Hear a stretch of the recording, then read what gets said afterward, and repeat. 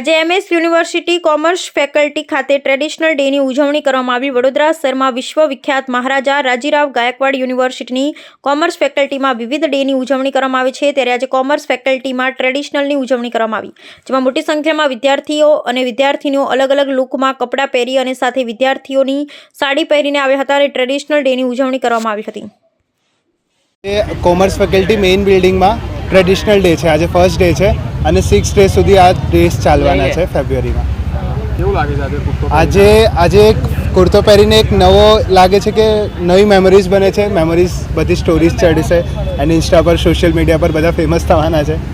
આજનો આ ડે બહુ સ્પેશિયલ છે સ્ટુડન્ટ્સ માટે, કેમ કે આના પછી કોલેજ ડેઝમાં ક્યારે શું થશે આગળ ખબર નહીં, પણ આ મેમરીઝ સાથે રહેશે।